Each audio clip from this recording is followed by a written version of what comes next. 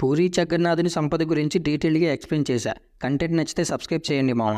ఎక్కడ చూసినా సరే పూరీ జగన్నాథుని రత్న బండారం గురించి మాట్లాడుకుంటున్నారు. ఎందుకంటే 46 ఏళ్ల తర్వాత పూరీ జగన్నాథుని స్వామివారి సంపద లెక్కించబోతున్నారు. ఒడిశాలో కొత్తగా ఏర్పాటైన బీజేపీ ప్రభుత్వం గుడి రహస్య తలుపులు తెరుస్తానని ఎన్నికల్లో హామీ ఇచ్చింది. దీనికి తగ్గట్టుగానే ఆదివారం ఉదయం 11 మంది ప్రతినిధులు ముందుగా దర్శనం చేసుకుని ఆజ్ఞా పేరుతో జగన్నాథునికి, విమలాదేవి, మహాలక్ష్మి ఆలయాల్లో పూజలు చేశాక మధ్యాహ్నం 1:28 శుభముహూర్తం రత్న బండారంలోని తలుపులు తెరిచారు. 11 మంది ప్రతినిధుల్లో ఒడిశా హైకోర్టు మాజీ జడ్జి బిశ్వనాథ్ రథ్, శ్రీ జగన్నాథుని temple administrator, chief administrator Aravinda Padhi, archaeology department వాళ్ళు, 9 ఆలయ సహాయకులు, ఆర్బీఐ అధికారులు వెళ్లారు. వీళ్ళందరూ వారం రోజుల పాటు నాన్ వెజ్ తినకుండా ఎంతో నిష్ఠగా ఉన్నారు. ఈ గదుల్లోని పాత పెట్టెలు ఏమైనా పాడైపోతే వాటి ప్లేస్ లో కొత్త పెట్టెలు వాడాలని 6 పెట్టెలు లోపలికి తీసుకువెళ్లారు. గతంలో ఈ 2 గదుల్లో సంపద లెక్కించినప్పుడు 1805లో 64 ఆభరణాలు, 128 బంగారు నాణేలు, 1297 వెండి నాణేలు, 106 రాగి నాణేలు ఉన్నాయి. 1926లో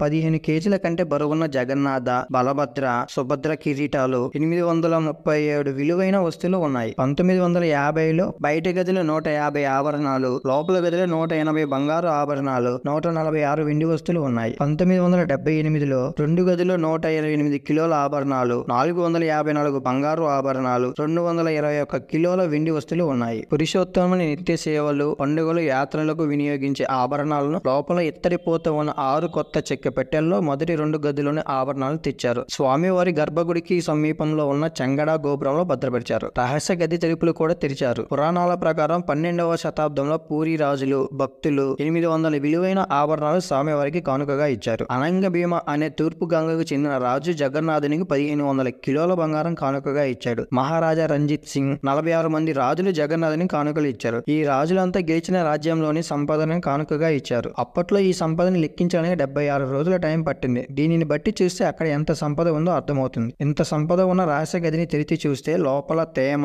వాన నీరు చిమ్మిన గుర్తులు ఉన్నాయి. బండారం లోపల కర్ర పెట్టెలు, పురాతన కాలం నాటి అల్మరాల్లో ఉన్న స్వామివారి సంపదని చూశారు. అప్పటికే సమయం దాటిపోవడంతో ఈ సంపదని తరలించడం సాధ్యం కాదని సాయంత్రం 5:20 3 గదులకు సీల్ వేసి అధికారులు బయటకు వచ్చారు. స్వామివారి ఉత్సవాలు, పండుగలు అయ్యాక ఒక తేదీ అనుకుని మళ్లీ తెరుస్తారు. అప్పటి వరకు ఈ గుడికి సీసీ కెమెరాలు, పోలీసు బందోబస్తు ఏర్పాటు చేశారు.